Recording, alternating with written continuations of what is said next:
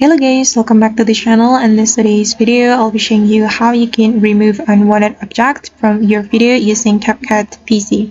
Alright guys, let's get into it. Here I have created a project in my CapCut PC, and the first thing we have to do if we want to remove unwanted object is copying the clip. So we can right click on the clip, then just click on the copy and right click again, and you can click on paste.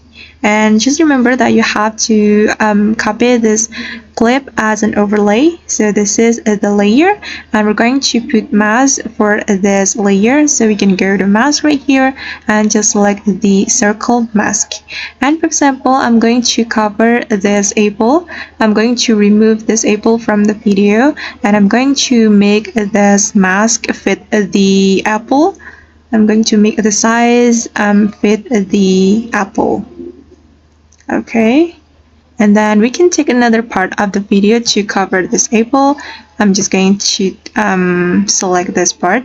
So just place this mask to the part, and after that we can go to basic, and then just drag the mask to cover the object.